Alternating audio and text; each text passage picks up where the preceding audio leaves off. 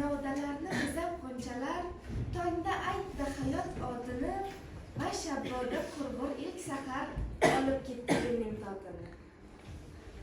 Har bahor ham shunday o'tadi, har bahorda shu bo'lar takror, qancha tirishsam ham u beyor yillarni davray. Juda ham yaxshi. Bahoriy kayfiyatda darsimizni davom ettiramiz.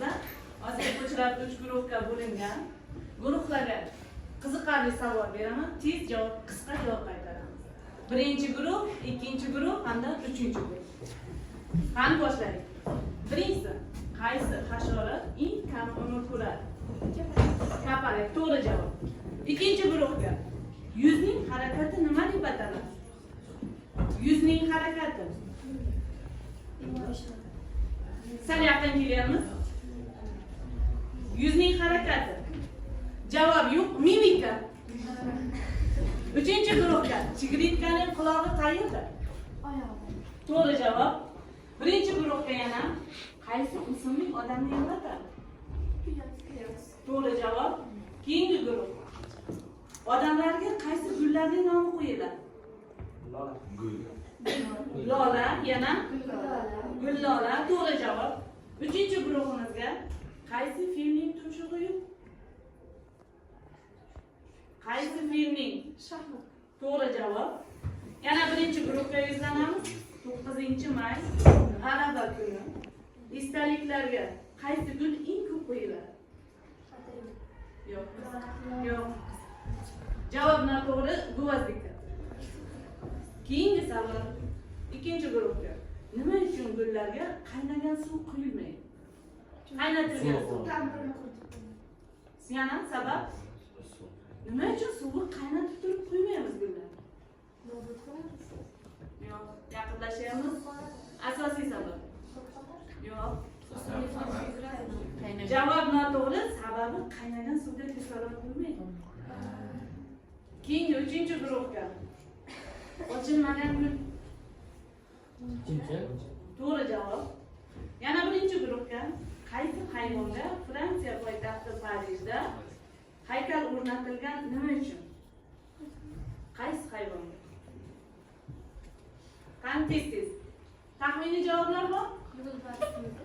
Yo'q. Yo'q. Javob noto'g'ri. Qurbaqaga o'rnatilgan sababi meditsinada eng ko'p tajriba o'tkazilganligi uchun. Keyingi guruhga yuzlanamiz. Eng birinchi gullaydigan daraxt. To'g'ri javob. Gullamay meva beradigan daraxt. Anjir. Anjir to'g'ri javob. Endi o'quvchilar diqqatimizni ekranga qaratamiz.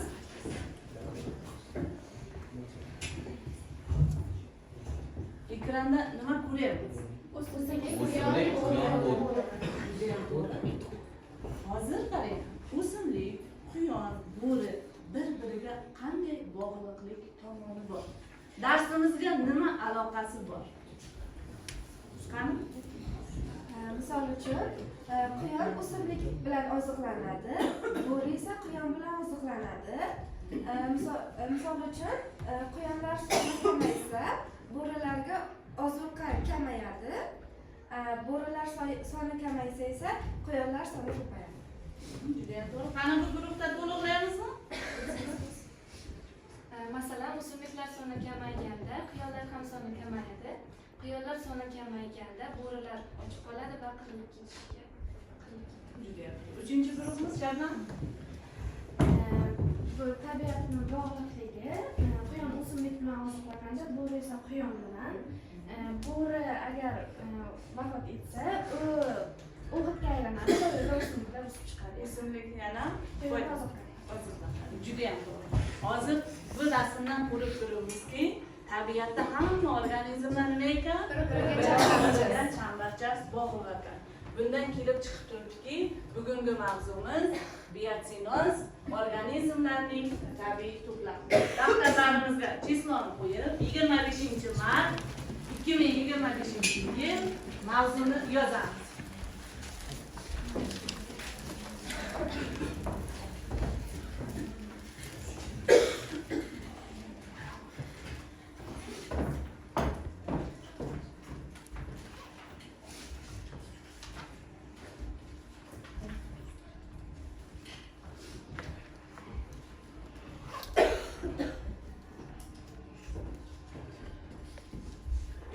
burgalar ruchkani qo'yamiz. Shundan yozilganimizni bilamiz.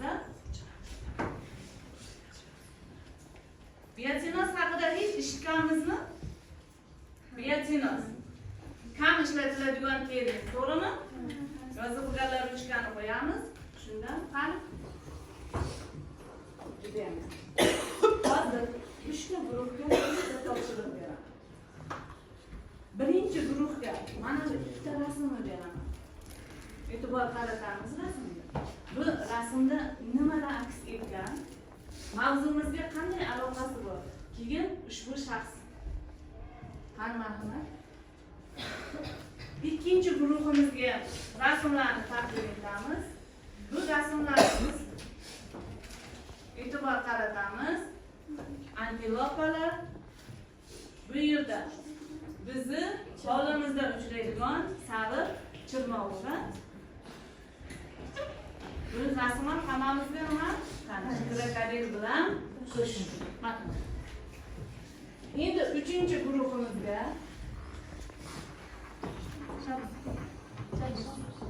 gul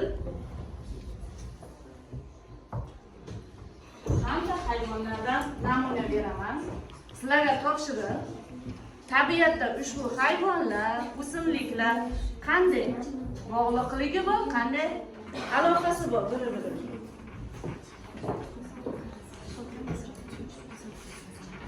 Bundan tashqari sizlarga quyosh ham qo'shib beramiz. Vaqt ketdi, 5 minut vaqt.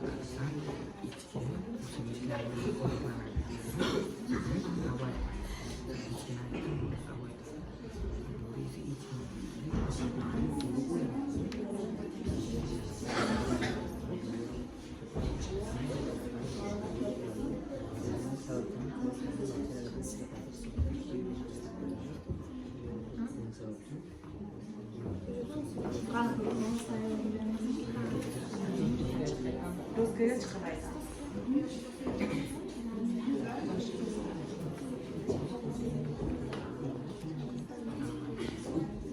Qaysi guruhimiz tayyor? İkinci guruhimiz. Marhamat.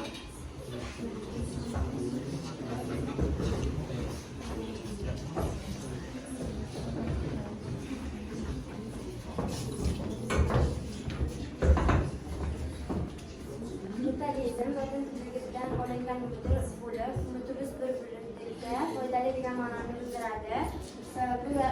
Bu rasmda mutualizm ifodalangan. Bu yerda Antilopa bilan qushlar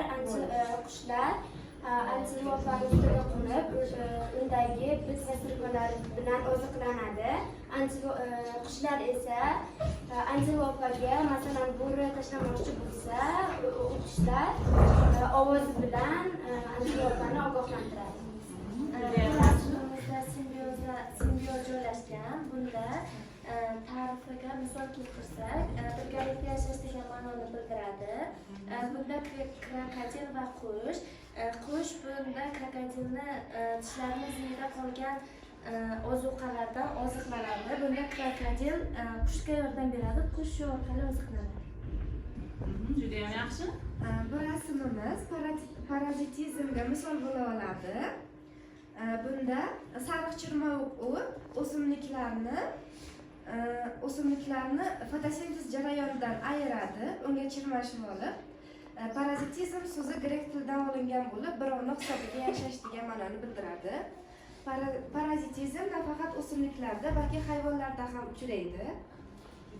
Ulardan biri kakko qushi. Kakko qushi boshqani hisobiga yashaydi. O'zini tuxumini boshqa qushlarni inab qo'yadi. Bu parazitizm deb ataladi. Boshqa hisobiga katta yashaydi. Cho'rta baliq va olabug'a baliqlari ikkalasi bitta chuchuk suvda yashashadi. Ular bitta ozuqadan oziqlanishadi. O'shaning uchun ular raqobatlash hisoblanadi. Raqobatlash. Yirik qushlarga misol olsak, kuchli muzuvchilar va qushlarda yirtqichlar bor. Qushlarda burgut o'zidan boshqa mayda qushlar bilan oziqlanadi. Juda ham yaxshi. Marhamat, o'rningizni egallang. To'g'ri yoki noto'g'riligini oxirida men umumiy qilib izohlab beraman. Marhamat, nimalarni berdi?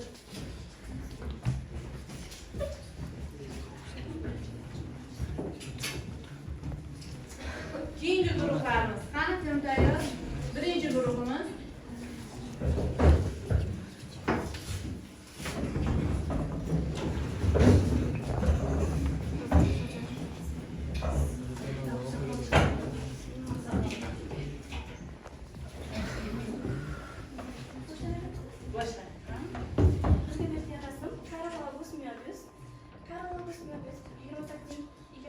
noyabr 1923 dunyoga kelgan. U nemis olimi hamda dengizda kashf etuvchi bo'lib hisoblanadi va u sharqiy dengizlarda o'zini tadqiqotini amalga oshirayotganda dengizdan ostrixlar hamda ular bilan birga qisqichbaqalar hamda baliqlar birga yashayotganini ko'radi va u tushunadiki, bularning hammasi bir-biri bilan bog'liq bo'lib yashashini, bularning hammasi bir-biriga yordam etishini tushunib, bu fanga biotsinosni kirgizadi. Juda ham to'g'ri. Bir xil iqlimga, bir xil sharoitlarga ko'nikib, suvda va quruqlikda yashovchilar, bakteriyalar, zamburug'lar, hayvonlar, barcha tirik organizmlarning to'plami biotsinos deb ataladi. Biotsinos grek tilidan olingan bo'lib, bios hayot, kainos umumiy degan ma'noni bildiradi. Biotsinosga misol keltirsak, masalan, uyda og'irotlarimizga bittagina o'simlikni emasdan barcha o'simliklarni kerakligini ekamiz. Ular hammasi biotsinosga kirib ketadi. Misol bo'lib olamiz. Juda ham yaxshi. Agar atrof muhitimizda yo bir tashqari atrofda yig'ilgan barcha hayvonlar, ularning keskin ko'payib ketishi yoki ularning yo'q bo'lib ketishi va atrof muhitga juda ham ta'sir ko'rsatadi. Misol uchun, qo'ylarning ko'payishi bo'rilarga juda ham oziqa ko'payadi. Agar ular kamaysa, yirtqich hayvonlarga ham bu kam bo'ladi. Oziqa kam bo'ladi. Tropik o'rmonlardan 50% barcha tuproqlarda bor. Juda ham yaxshi. O'rnimizni egallaymiz. Fikrlarimiz to'g'ri yo noto'g'riligini aytamiz. Uchinchi guruhga navbat.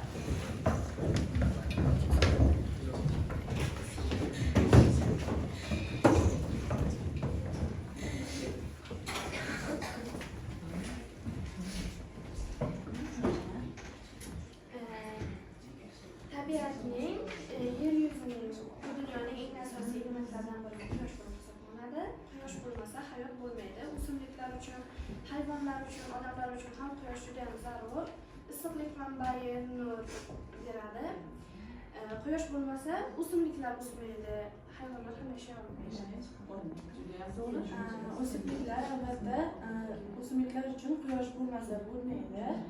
O'simliklar hayvonlar uchun juda kerakli ozuqa va hayotda asosiy elementlardan biri bo'lib hisoblanadi. Bunda echki o'simlikni yeydi, echkini bo'ri yeydi. Bo'ri echkini yegandan keyin bir kun kelib vafot etadi. Vafot etgandan keyin quyosh uni bakteriyalar bilan chiritadi, o'chirib yerga o'g'it bo'ladi va shu sababli o'simlik qaytadan o'sib chiqadi va hayot yana charxpalakda shunday aylanib ketaveradi. Agar hayot charxpalagida bironta hayvon ko'payib ketsa yoki ozayib ketsa buziladi. Misol 1972-yilda Amerikaning bir katta qo'riqxonasida hamma bo'rilar otib tashlangan. Oradan 4 yil o'tgandan so'ng u yerdagi kiyik va o'txo'r jonzotlar ko'payishi natijasida u yerga qurg'oqchilik olib kelishiga juda oz qolgan va yana u yerga bo'rilar olib kelib qo'yilgan. O'tiring, o'rningizni egallang.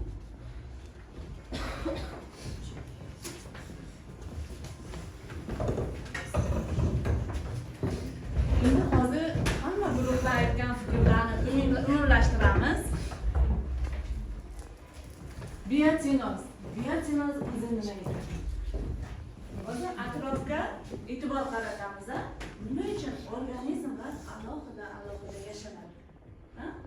Hamma suvdami, quruqlikdami, tabiiy yuzida hamma organizmlar bir-biri bilan chambarchas bog'liq holda moslashgan holda yashaydi.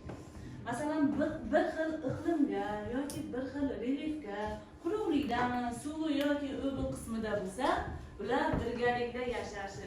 O'simlik, hayvon, bakteriya, zamburu hammasini birga yashashi tabiiy jamoa yoki biotsinoz deb ataladi. Mana shu biotsinoz so'zi bio hayot, koinot umumiy degan ma'noni anglatar ekan. Biotsinozni fanga kim kiritgan ekan? Karl August Möbius. Nemis o'qimishchisi Karl August Möbius mana shuni biotsinoz degan terminni tajribalar asosida kuzatib 1877-yili fanga kiritgan ekan. Endi qarang, biotsinoz ikki xil bo'ladi. Biotsinoz tabiiy va sun'iy. Tabiiy biotinozda o'rmon, tundra, dala, dasht, ashla hammasi tabiiyga kiradi. Endi sun'iy biotinozga masalan uyimizda bog'larni yaratganmiz, to'g'rimi? Odam tomonidan yoki akvariumni olsak, uning ichida ham hayot bormi? Mana shu sun'iy biotinozga misol bo'ladi. Endi mana shu biotinozning ichida organizmlar bir xil bir turga yoki ikki turga kirsa ham birgalikda yashayapti. Ana shulardan hozir sizlarga masalan navbatda mutualizm lotin tilidan olingan bo'lib, bir-biriga o'zaro foyda keltirib yashashi mutualizm deyiladi. Mutualizmga mana hozir qaranglar, aktiniya bilan nimani qisqichbaqani olsak, ikkovi bir-biriga foyda keltirib yashar ekan. Qisqichbaqadan qolgan oziqalarni aktiniya yer ekan, aktiniyani qisqichbaqa himoya qilib yashar ekan. Bundan keyingisi bolaviy qushlari bilan antilopalarning ustidagi hasharotlarni bolaviy qushlari terib yeydi. Bir-biriga nima qilyapti? Foyda keltiradi. Bu qushlar bo'lsa, antilopalarga xavf tug'ilsa, qiyqirib ularga ogohlantirar ekan. Bu mutualizmga misollar. Endi sizlar bilan yana bitta aytgan termin nima? Simbiyoz. Bu foydali tipi bo'lib, bir-biriga foyda keltirib, birgalikda yashash. Bunga misol qilib, krokodil olsaga, krokodilning tishini ostidagi qoldiqlarni yemayar ekan, qushlar yer ekan. Bu ham oziqlanadi, bunga sanitarlik yordamini ko'rsatadi. Endi parazitizm deydi. Parazit deydi. Tayyor ozuqaga ko'nganlar, to'g'rimi? Bunda masalan burgut bilan qarg'ani olsak, burgutdan qolgan qoldiqlar bilan nima qilarkan qarg'a? Oziqlanadi. Bundan tashqari o'simliklarda ham bormi? Sariqchilar. Zarpichak deymiz, ana shu zarpichagimiz nima uchun sap-sariq? Hamma o'simliklar yashil-ku. Ziyon keltirgan uchun. Bu o'simligimiz fotosintez umuman yo'q. Ildizi ham yo'q, bargi ham yo'q. Faqat urug'i bor. Bu nima hisobiga yashaydi? Ildizi yo'q bo'lsa. Boshqa o'simliklarga chirmashib olib, uni to'qimalardagi kerakli oziq moddalarni surib olish hisobiga yashaydi. Bu qaysidan misol bo'lyapti? Boshqani hisobiga yashash.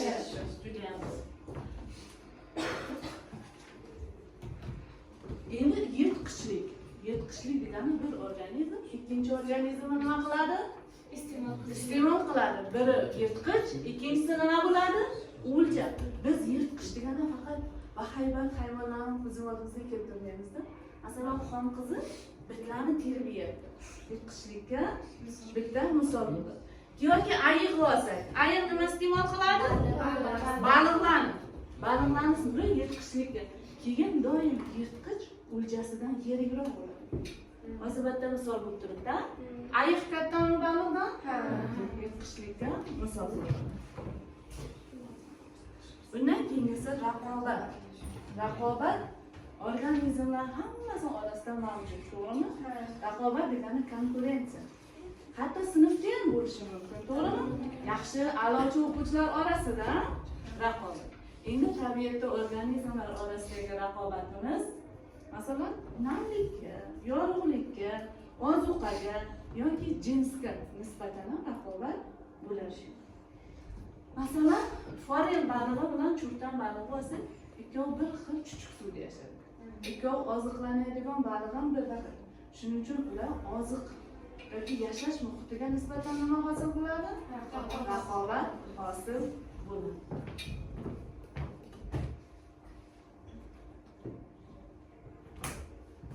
Endi savollarimiz bormi? Tabiatda organizmlarga misol keltirib, yana qanday misollarni keltirishimiz mumkin? O'zaro munosabatlar. Mana shu sinfimizda ham mana shu munosabatlardan bormi? Misol keltira olamizmi? Masalan, yordam beradi. Biri ikkinchisiga nima qiladi? Foyda keltiradi. Yoki simbioz, birgalikda yashash, yoki mutualizmga ham hisob qilsak bo'ladimi? Xonadagi gullarimizni-chi? Bizga nima beradi?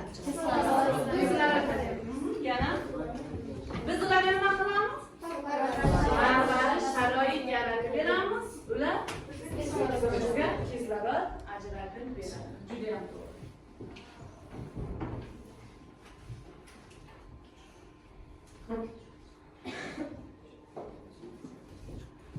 Biotsinozlar necha xil bo'ladi? Bioshinozlar 5 xil. Yo'q. Turi. 2 xil. Tabiiy hamda sun'iy. Hozir ushbu yerga qaraymiz. Bu kichik bir biotsinozlar namunaviyni. Bu qaysi biriga misol? Sun'iysiga. Odam tomonidan yaratilgan. Endi qarayman, tabiatda organizmlar bir-biriga chambarchas bog'liq deyapmiz. Chambarchas bog'liq bo'lgandan keyin, masalan, qoquvut, qozon kuydiradi deymiz. Ana shu o'simlikimiz juda ko'p urug'ni hosil qiladi. Lekin nima yer yuzini qoquvut bosib ketdi? Chunki qoquvutda ham raqobatdoshlari bor. Misol uchun hayvonlar ularni iste'mol qiladi. Shuni natijasida qoquvut ko'payadi.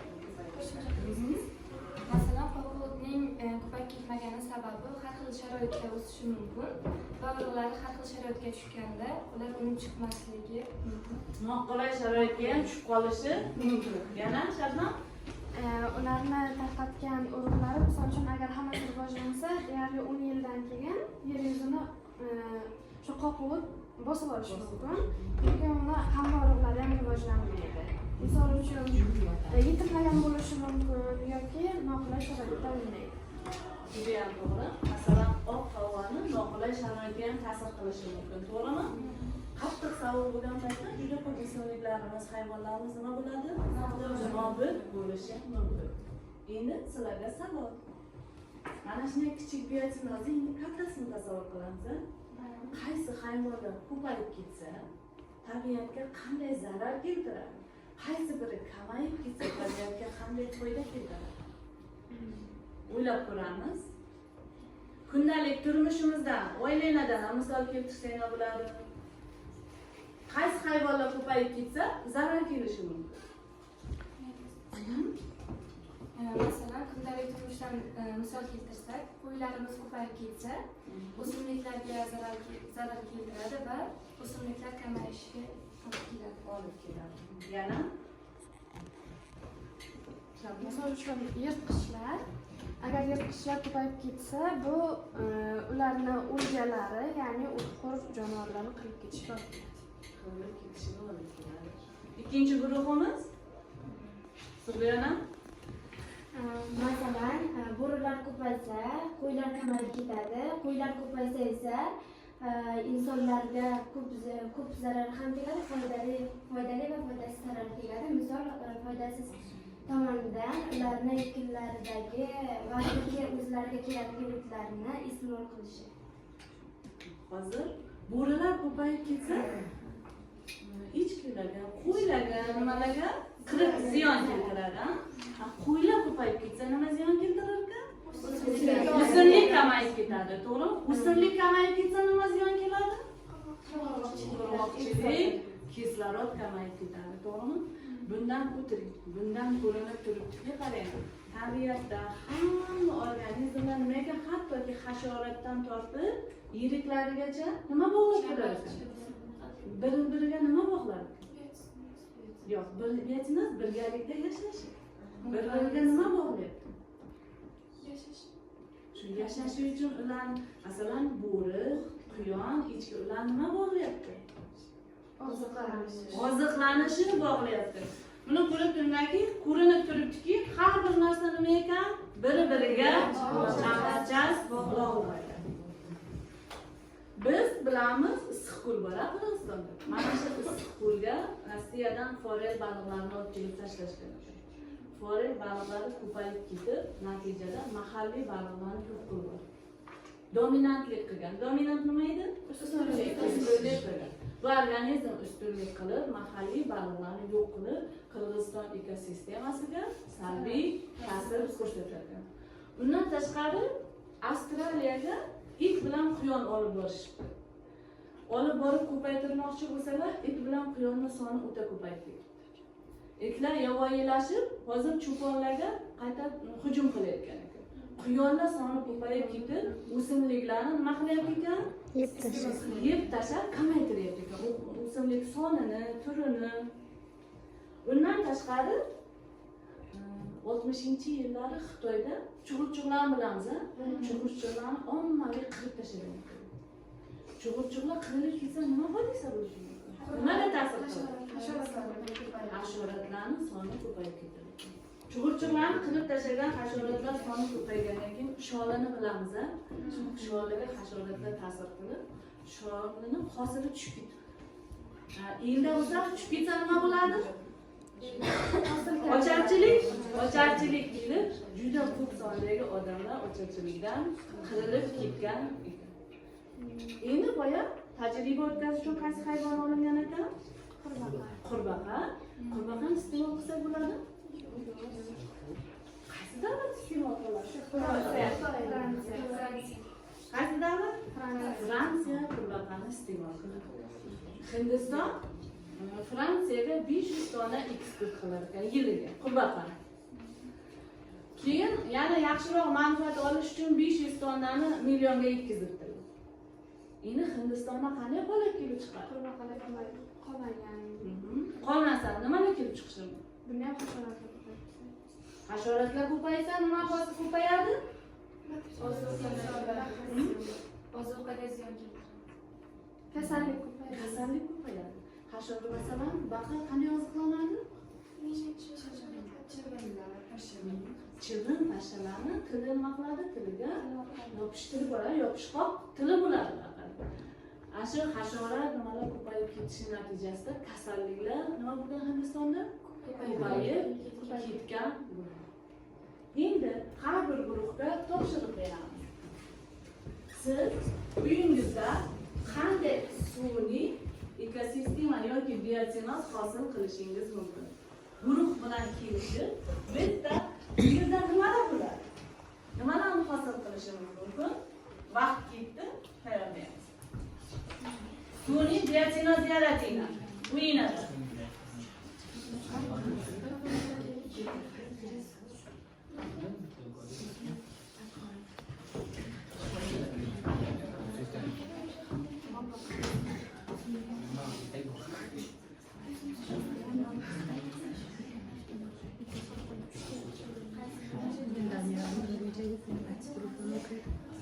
Medis. Ova.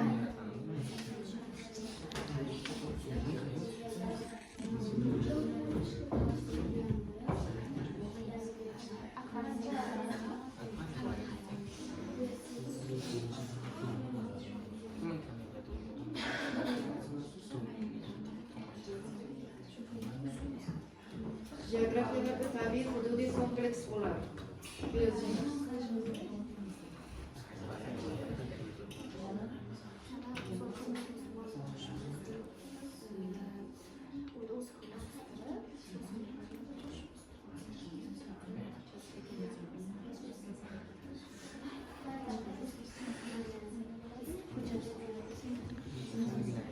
Maktabga borganda bo'lib qoldi. O'zim shunday sezaman degan.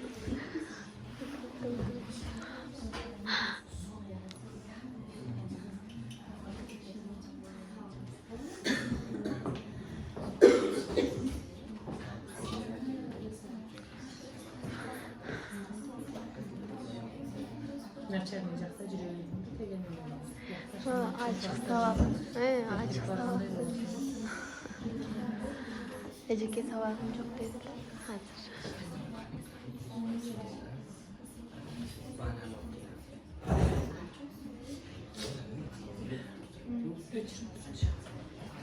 Qanday biotinozlarni yaratishimiz mumkin? Tabiatda ekosistemaning yaxshilanishiga qanday hissalarni qo'shishimiz mumkin? Qani birinchi guruhdan. Marhamat.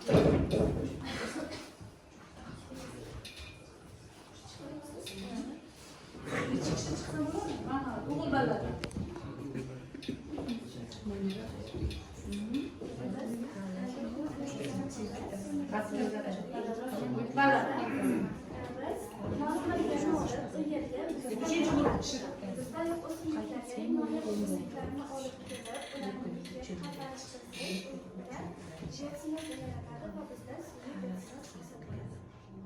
Masalan, noyob o'simliklarga nima misol keltirsak bo'ladi? Bizda yo'q.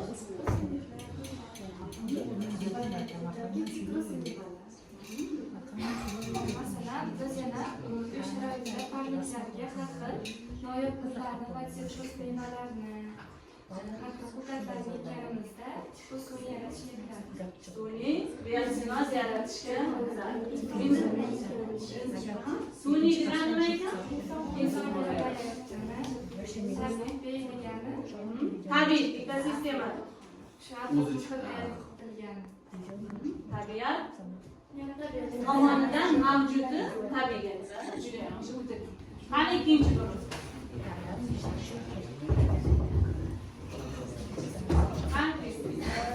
Hozirgi kunda ilgari faqatgina kerak gullari mavjud bo'lgan. Hozirgi kunda esa gullarning juda ham ko'p turlari yaratilmoqda va biz o'sha gullarni, noyob gullarni olib kelib o'zimiz bir joy qilib eksak va unga sharoitlarni yaratsak, bu ham bir biotinozga misol bo'ladi. Bizlar Buxoroga yangi baliqlarni olib kelib, ular baliqlarni bo'lsak, ular suvni yeyishimiz. Biz biotinozda yana misol keltirsak, birontachidan qo'riqxona qilib yaratsak, unda o'zimizdan daraxtlarni, gullarni eksak, bu ham biotinozga kiradi. U yerda havoyaratgan ham bo'ladi. Oddiy yerlarga va atrof muhitga gullar ham eksak, Tabiiymi, sun'iymi sizlar o'zingiz aytasiz? Sun'iy bo'ladi. Juda ham yaxshi o'tadi. Endi uchinchi guruh.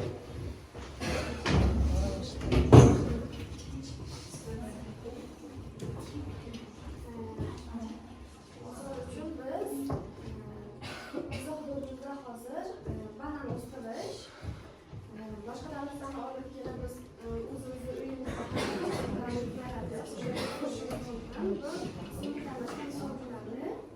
tabiiy tanlash bu bizni o'zimizda bor, tabiat tomonidan mavjud bo'lgan sun'iy tanlash inson qo'li bilan yaratilgan. Misol uchun chet eldan, boshqa davlatlardan bizda hali o'smaydigan o'simliklarni o'stirish. Agar bizni shahrimizda go'sht miqdori ozayib ketsa va biz boshqa davlatlardan juda kattaroq xarajatga chorvamonlarni olib kelib o'zimizda ko'paytirib sun'iy biotinoz yaratishimiz mumkin bo'ladi va bu bilan biz hamda xalqqa foyda keltirgan bo'lamiz. Chunki u yerdan to'g'ridan-to'g'ri biz go'sht mahsulotini olib keladigan bo'lsak, u yerdagi yo'l kirasi bilan bizga qimmatga tushib ketadi. Kelajakda Razaqov shahrini nima deydi? Sifatli yaxshi mahsulotlar bilan yetishtirib beradigan fuqarolar, shaxslar, yigitlar bo'lib chiqadi. Umid qilamiz. Juda ham yaxshi. Ekosistemaga yaxshi hissa qo'shasizlar degan umiddamiz. O'rnimizni egallaymiz. Endi umumiy qilib aytsak, ekosistemada oddiy uyda bitta hujjat bo'lsa-ham, masalan, oddiy o'rnak hujjati, to'g'rimi? Ozuqa insonlarga, hayvonlarga qanday tabiatga kislorod ajratib beradigan nima hosil bo'ladi? Kislorod ajratib. Ana shunday qilib o'z hissamizni qo'shsak bo'ladi. Endi darsimiz yakunida chiqish chiptasi tarqataman. Bu chiptalarga bugungi mavzudan tushungan 3 ta tushunchalarni yozib berasiz.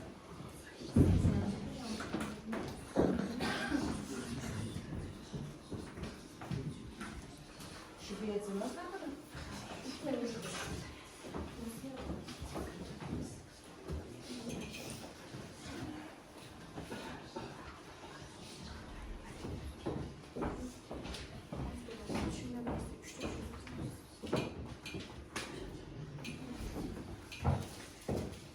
Bugungi darsimizdan olgan 3 ta ma'lumotingiz, xohlasangiz undan ko'p yozishingiz ham mumkin.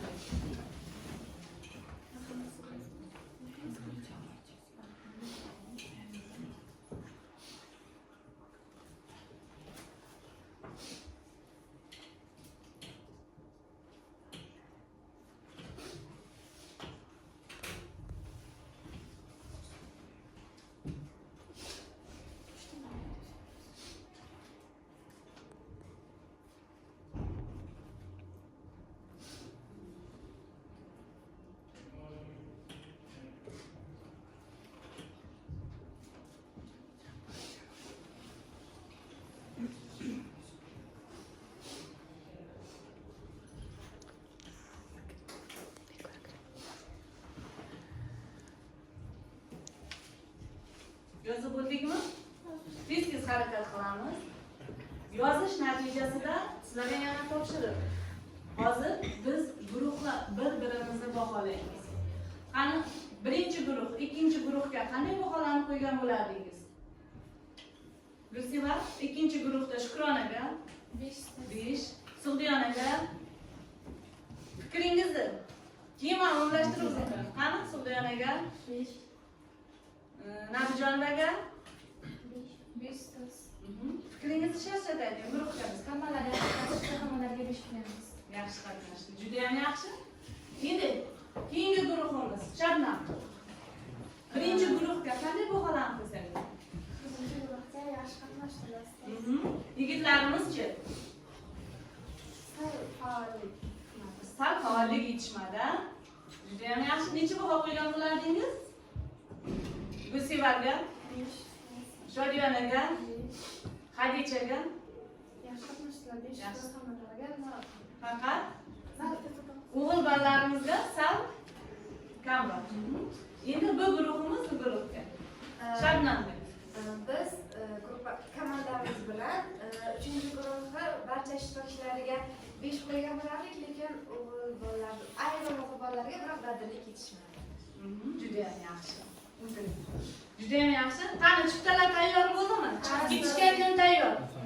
Gulsiva. Juda ham yaxshi. Biotinoz 2 ga bo'linishini bildik. Biotinozlar bir-biri bilan bog'liqligini, ko'p ma'lumotlarni oldik. Qani tez-tez. Chiptalarni bermagunimizcha darsdan chiqmaymiz. Juda ham yaxshi. Simbioz so'zi haqida ma'lumot oldik. Biotinozning sun'iy yo'l bilan yaratsa bo'larkan. Qani kim qoldi yana? Karl August Möbius biotinozni kiritgan. Hayot bir-biriga chambarchas bog'liq, yirtqich va o'tkir hayvonlar. Qani tez-tez. Chiptalarni topshirib, chiqamiz xayr salomat. Jim-jim o'tirib turinglar.